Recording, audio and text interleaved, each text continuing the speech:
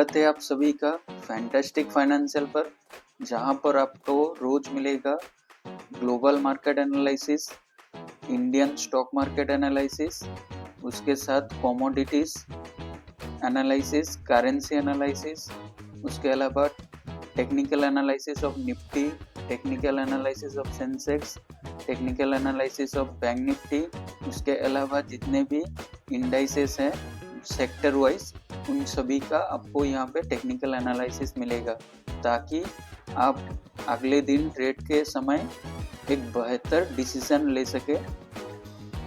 Okay, उसके अलावा fantastic financial की तरफ से एक ब्लैकशोल एनालिसिस का कैलकुलेटर मिलेगा, जहाँ पर आप विजिट करके फैंटास्टिक फाइनेंशियल एडवाइजरी.com पर विजिट करके ब्लैकशोल कैलकुलेटर में जाके आप एक ऑप्शन का अगर बाइंग या सेलिंग करते हैं फ्यूचर और ऑप्शन मार्केट में, यानी कि डेरिवेटिव मार्केट में, तो यहाँ पर आपको एक वैल्यू मिलेगा जो कि थियोरेटिकल वैल्यू है।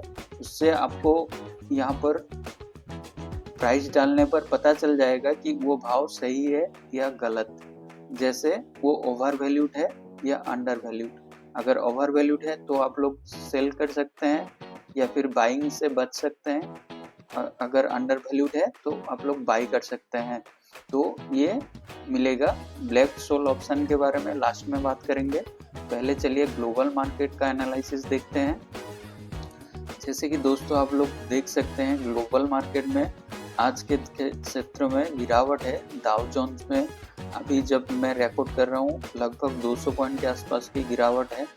अगर मान लीजिए डेली टाइम फ्रेम पर ये 48,000 का भाव टूटता है तो हो सकता है उस 500 पॉइंट का और गिरावट ग्लोबल मार्केट में बढ़े। वो उसका इम्पैक्ट जैसे कि हम लोगों का गिफ्ट निफ्टी है उसके ऊपर आके दिख सकता है अगले दिन मार्केट जब खुलेगा। तो चलिए अब निफ्टी का बात करते हैं। निफ्टी का डेली एनालिसिस में देखते हैं वन डे टाइम फ्रेम पर, जैसे कि 20 EMA तोड़ के क्लोज हुआ है। जैसे कि मैंने प्रीवियस वीडियो में बताया था, अगर 26,000 का रेंज होल्ड करता है तो मार्केट थोड़ा सस्टेन होगा, तो ऊपर थोड़ा जाएगा। तो ऊपर गया था 26,100 के आसपास, लेकिन होल्ड नहीं कर पाया उस लेवल से, सेलिंग प्रेशर दिखा, तो उसके वजह से मार्केट नीचे की तरफ आते दिखा। अभी मार्केट का क्लोज है 25,942 के आसपास। तो चलिए इंट्राडे का व्यू देखते हैं कैसा रहेगा निफ्टी। तो जैसे कि दोस्तों आप लोग देख सकते हैं एक 26,000 का एक इम्पोर्टेंट रेजिस्टेंस लेवल बन गया है। अगर मार्केट 26,000 के ऊपर नहीं जा पाता है या तो मार्केट और भी थोड़ा गिर सकता है इंट्राडे में। जैसे कि आप लोग देख सकते हैं RSI 30 के आसपास है। अगर ये लेवल नहीं होल्ड करता है 26,000 के ऊपर तो मार्केट गिर सकता है शॉर्ट टर्म में। अगर 26,050 के ऊपर मार्केट जाता है तो जाके कुछ टाइम स्पेंड करता है, मान लीजिए 30 मिनट, 45 मिनट, 1 घंटा, तो हो सकता है फिर से 26,100 निफ्टी दिखा सके। उसके बाद दोस्तों बैंक निफ्टी का बात करते हैं। जैसे कि बैंक निफ्टी में भी आप लोग देख सकते हैं 59,000 का जो इम्पोर्टेंट लेवल था वो उसका नीचे ही मार्केट क्लोज दिया। तो उसके लिए बैंक निफ्टी के लिए भी शॉर्ट टर्म में एक बियरिश व्यू है। इंट्राडे में आप लोग 59,100 का 150 का स्टॉप लॉस के साथ बेच सकते हैं। अगर ये लॉस इसके ऊपर 59,200 के ऊपर अगर बैंक निफ्टी चलता है तभी तेजी दिखेगा, वरना मार्केट साइडवेज या बियरिश व्यू मान के चल सकते हैं। अब चलिए दोस्तों कमोडिटी मार्केट में गोल्ड का बात करते हैं। तो दोस्तों आज गोल्ड एक नया हाई लगाया था 1,40,000 के आसपास, लेकिन वहां पर होल्ड नहीं कर पाया। मार्केट में क्रॉस सेलिंग प्रेशर दिखा, तो उसके वजह से ऊपर से 1,40,000 से लगभग 6,000 6,500 पॉइंट का गिरावट दिखा है। अभी मार्केट ओपन है कमोडिटी मार्केट का, तो उसके हिसाब से 6,000 पॉइंट हाई से गिर चुका है।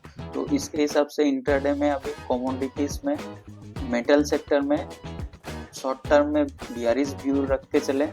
अगर 1,36,000 के ऊपर मार्केट आके सस्टेन करता है, 1,38,000 के ऊपर चलने लगता है, तो फिर से तेजी का सिनेरियो बनेगा, वरना शॉर्ट टर्म में एक बियरिश व्यू लेके चल सकते हैं। दोस्तों सिल्वर में भी वैसे ही आज 2,52,51,54,000 का एक हाई बनाया था, उसके बाद मार्केट वहाँ पे सस्टेन नहीं कर पाया। जैसे कि आप लोग देख सकते हैं अभी भी सिल्वर गिर रहा है। तो अगर 2,25,000 का लेवल होल्ड नहीं कर पाता है तो 2,15,000 का भाव भी दिखा सकता है वेरी शॉर्ट टर्म में। ओके, तो अब चलिए दोस्तों बात करते हैं निफ्टी आईटी का। निफ्टी आईटी का 1 डे टाइम फ्रेम में व्यू लेते हैं। 1 डे में जैसे देख सकते हैं आप लोग 20 EMA पर पूरा आके क्लोज हुआ है 38,270 के आसपास। अगर ये लेवल होल्ड करता है तो हो सकता है एक रिवर्सल दिखे, वरना ये लेवल अगर ब्रीच होता है तो निफ्टी आईटी 37,300 के लेवल दिखा सकता है, यानी इन्फी HCL इसमें गिरावट दिख सकता है। अगर ये लेवल 38,200-300 का लेवल होल्ड करके रिवर्सल देता है तो इन्फी, विप्रो, HCL डेट ये सब में तेजी दिख सकता है। ओके, तो अब बात करते हैं निफ्टी ऑटो में।